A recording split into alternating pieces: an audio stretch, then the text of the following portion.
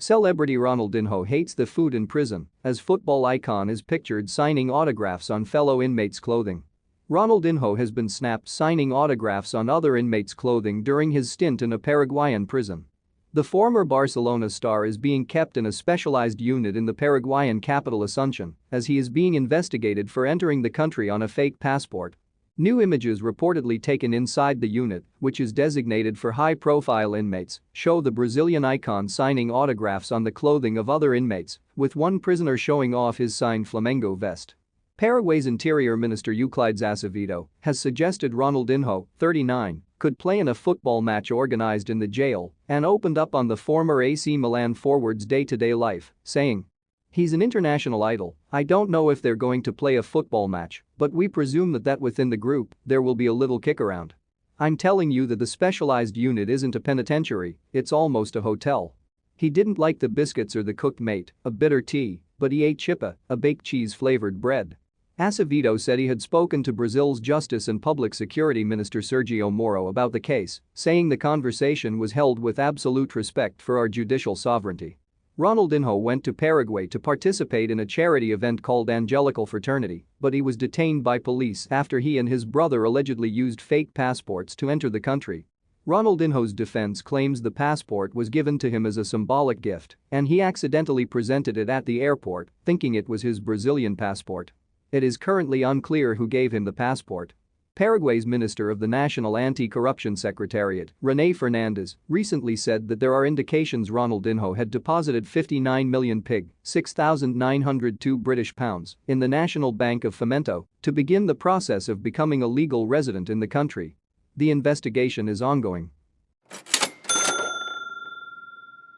Liverpool goalkeeper Adrian faces torrents of abuse and death threats after horror performance in Atletico Madrid defeat. Liverpool goalkeeper Adrian was targeted with sick abuse and death threats after a horror performance in the Champions League.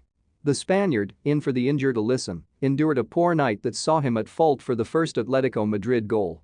Adrian's awful clearance was pounced on by Marcos Llorente, who was then able to drive forward and finish past the keeper.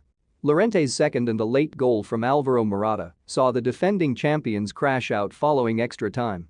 And after Adrian posted a message on social media after the defeat, dozens of abusive messages flooded in from so-called fans. He wrote, "Very sad and disappointed for the result tonight, clearly not what we were expecting. Thanks to all the fans for the support, we still have big objectives ahead this season. Liverpool always comes back." Some replies said the keeper should never play for the club again. The top reply to his post on Twitter was, "Get out of my club, you West Ham reject." Another reply read, "If you have any morals, don't ever play for LFC again, rip up your contract. We don't want to see you ever again." And they were the less abusive messages from so-called supporters. A search of Adrian Dye brought up hundreds of tweets, while hundreds other messages branded him a disgrace. Fortunately, dozens more Liverpool fans were quick to utterly condemn the disgusting abuse aimed at the Spanish keeper. One fan summed it up when he wrote, "If you sent personal abuse, then you're not a Liverpool fan and are a disgrace." Speaking after the game, Reds boss Jurgen Klopp said the keeper was not to blame for the defeat. He said, "He did not want to do that, he saved us in so many moments when he played. Since he's here, he had super performances. This goal didn't help tonight, but that's how it is. I said, if you lose a game you always lose for some different reasons. Tonight, this was not the moment that we lost the game, but it had a big impact. We should not say it was not like this because it was obvious, but that's it.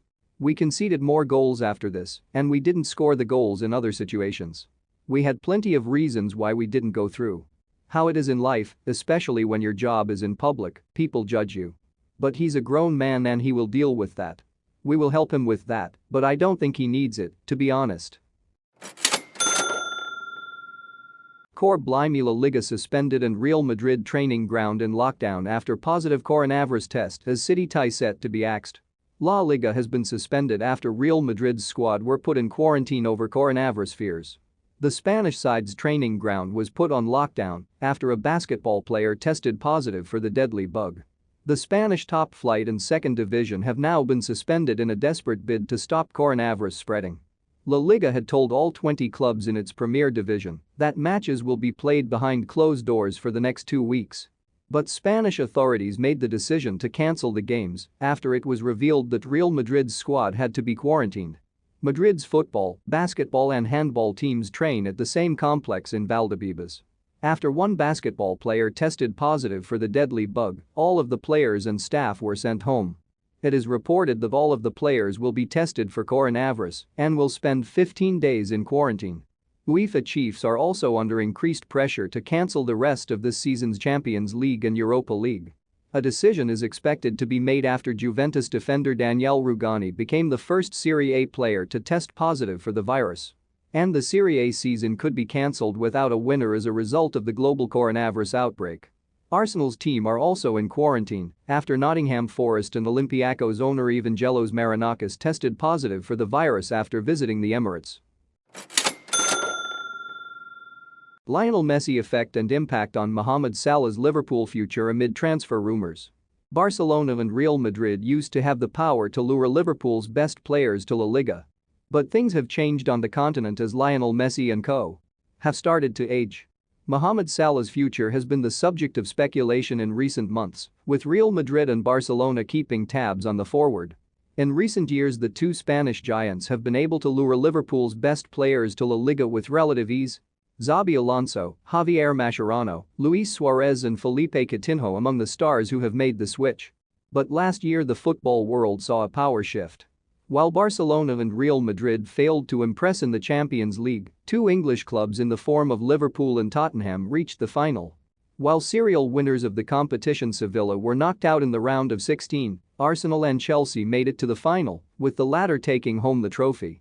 Real Madrid and Barcelona appear to be going through a transitional period, with the old guard comprised of Sergio Ramos, Toni Kroos, Luka Modric, Sergio Busquets, Gerard Piqué and, of course, Lionel Messi, reaching the end of their careers.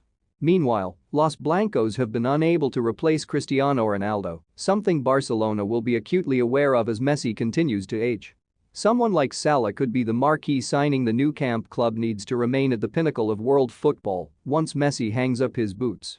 But ex-Liverpool star Steve McManaman believes the two things, Messi's career winding down and Barcelona's chances of signing Salah, will impact one another.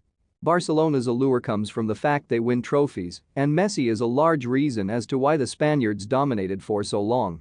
Currently, Liverpool appears to be a better place in which to win trophies.